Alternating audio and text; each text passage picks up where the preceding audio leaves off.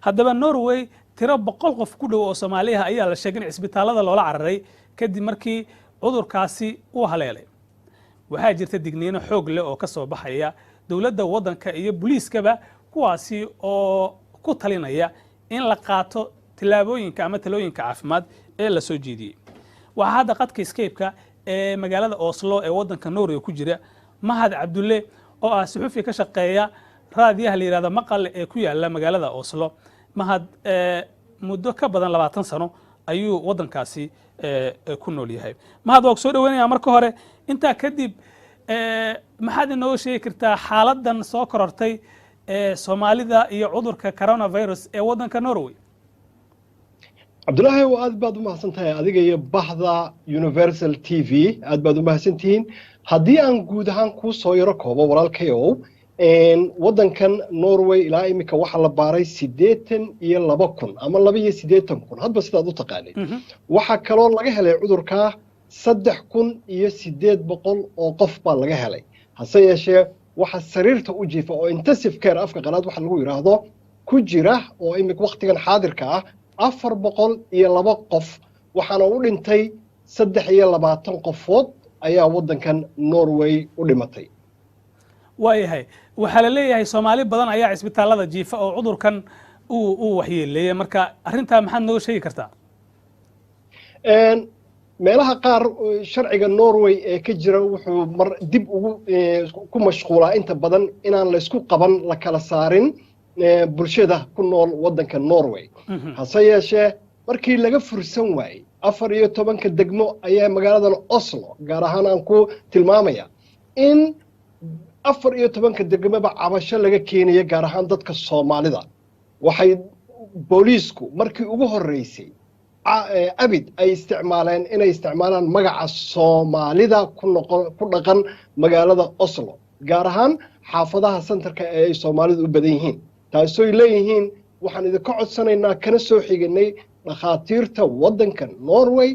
in tiro aad u fara badan ay gaarayso markaan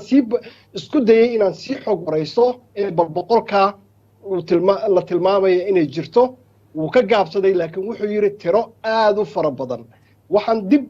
u waraystay dhakhaatiir Soomaaliya oo ka hawlgala isbitaalada qaarkood waxay i cadeeyeen sidaas oo kale tiro aad u fara badan inkastoo boqolkii ka gaabsadeen waxa kaloo jira walaalkayow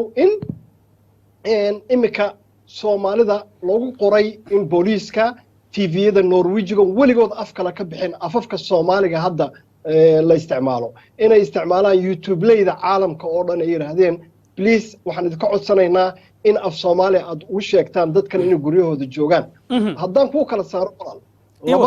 laba qodob baan ku kala saarayaa dhalinyarada waddankan ku dhashay ama ku koray iyagu way maqleen oo bulshadii waxaad moodaa inay guryahooda joogaan inkastoo qaar soo baxayaan oo de qofku dareemayo caajis laakiin dadka khaatiyaanka laga taagan yahay waa dadka waaweyn oo aad u dhayalsaday Cabdullahi waayahay marka ma lahayaa tiro rasmi ah oo ku aadan dadkan la leeyahay Soomaalida cudurkan hadda isbitaalada ula jiif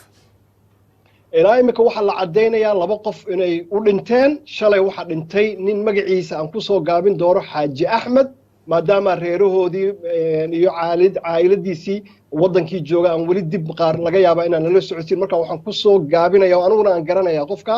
Xaaji Axmed oo Allah u naxariisto oo shalay ku dhintay magaaladan oday weyn ahaa ilaa aan ku qiyaasi karo 70 jir una dhintay cudurka coronavirus laakiin waxa la cadeynayaa dhalinyaro fara badan haddaan kuugu celiyo inay isbitaalada Norway ay jiifaan waliba waxay sheegayaan 30% maadaama 402 qofood ay intensive care ku jiraan 30% ay Soomaali noqdeen marka de halkaasaad ka qiyaas qaadan kartaa inta qof ee marka intensive ku jira laakiin waxay sheegayaan 4,002 qofood ee iyaga laga helay inay iyaguna Soomaali fara badan ay ku jirto taasoo keenayso isku imaanshaha iyo waliba dhibta ugu weyn oo ah in makhaayadihii Soomaalida ama community laga mamnuucay albaabka ka furanayaan oo gudaha u galayaan oo joogi laayiin laakiin nasiib wanaag maanta waxaan ku cadeynayaa markii ugu horeysay ee dawladda Norway soo rogtay $2,000 haddaan afka Norway afka dollar kugu sheego iyo 6 bilood la xirayo taasoo aad arkaysay magaalada Saaka markaan u kalahay in albaabada loo wada xiray maalihii Soomaalida markii lacagtii la tilmaamay iyo ganaax marka dadka guud ahaan ku nool wadanka Norway qaarkood qowmiyadaha kala duwan ah iyo dadka wadanka u dhashay markaad eegto ma waxaad leedahay Soomaalida ayaa ah numberka ugu badan ee cudurkan u haleelay waa sida la sheegayo oo la soo gudbinayo oo markaad eegto 14 degmo iyo waliba ururada ka hawlgala caafimaadka ururada hadday noqoto tabaruca ee afka qaraad lagu yiraahdo free villa organization ama waa tabaruc organization ah oo markaa dadka caawiya hawlgeliya haga kuwaas waxay soo gudbinayaan tiro aad u fara badan oo Soomaalida ah inay guryahooda joogin oo markaa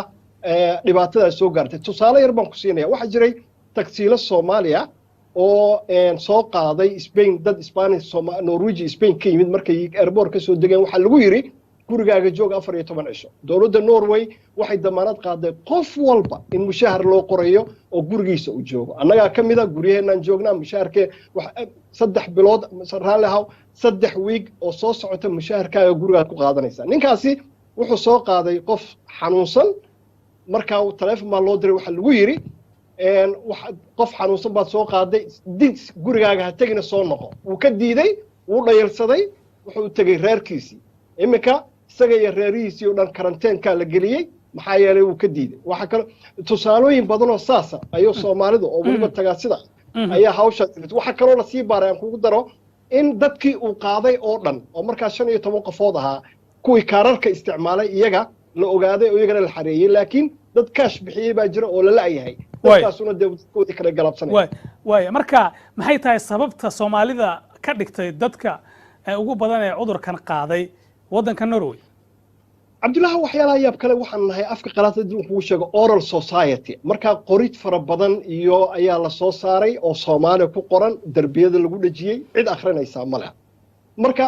qofka ku yiraahdo waxaad arkaysaa dadkana waa dad cusub waxa anigu u soo joogay nin 30 sano jooga 25 jooga waxaan dhayarsanaya waxaad moodaa dadkeenu inay aamineen inaan Soomaalida ku dhicin inaan muslimka ku dhicin waxyaalo khayaaliya istuseen marka dadku ma aha dad cusub way isku wada jiraan waa dad waaweyn waxayna u badan yihiin inaanu maqlin annaguna ismaqlin dadkana maqlin khayaali kalena aan ku sheekayno dhibka ugu weyna talooyinka imika wax laabatay in dadka loo wacyigeliyo afkoodii wax loogu sheego way sira bedeleen baad moodaa maanta iyo marka talooyinkii iyo awaamirtii ayaa Soomaalidu iska dhiga tireen aad leedahay badankood talooyinkii iyo qoraaladii afka Soomaaliga ku qornaa af walba adduunka lagu qoray laakiin kii Soomaaliga way iska dhiga tireen way intay la eg tahay walwalka laga qabaa in xaaladan ay ka sii darto oo Soomaalidu ay tirada hadda dhimatay ee labada qof aad sheegtay tiro ka badan ay waxyeello gaarto walwalka ugu weyn ee booliisku qabaa oo xalay soo gudbiyay oo waliba qaar isku dayeen in af Soomaali xataa ku sheegaan ay soo akhriyaan warkan waa warkii booliiska wadanka ka soo baxay waxaan moodayaa Cabdullaahi oo ku soo diray darkiisii warka booliisku wuxuu sheegayaa inuu walwal badan ay qabaan dhakhaatiirta marka waxay la soo hadleen booliiska waxay ku yiraahdeen waxaanu qabnaa Soomaalida ayaanu walwal badan ka qabnaa marka laba raadiyo Soomaali halkan ku dhisan labadiiba waa la soo xiriiray waxa la soo xiriiray dadka Soomaalida ee marka mutadawiciinta ah waxa la soo xiriiray tarjumaanada oo dhamaantoodba YouTube-ka iyo meelahan wacyigelinta Soomaalidu jeceshahay laga wacyigelinayo marka walwal badan baa jira Cabdullaahi way marka tiro 100 ku dhow oo Soomaali ah ayaa la leeyahay isbitaalada way jiifaa marka arinta booliiska miyaa xaqiijiyay booliisku 100 ka muu xaqiijin laakiin wuxuu yiri tiro 100 ku dhow ayuu yiri tiro 100 ku dhow oo ka soo xigtay dhakhaatiirta marka wadankan waxa magaalada 17,500 baa degan markay 402 qofood xareysan tahay la yiri tiro 100 ku dhow anigu marka 100 ka ma gaarsiin karo laakiin tiro 100 ku dhow 400 iyo labada qof 30% kamid waa Soomaali ayaa la yiri miya Soomaali sida la leeyahay marka dabcan 100 iyo ka badan inay noqotaaba suuragal ah waxa weeye waliba imika dhibaatada ugu sii weyn waxa weeye waxay maqlayaa inay iskugu yimaadeen guryahan Soolanaha ama guriga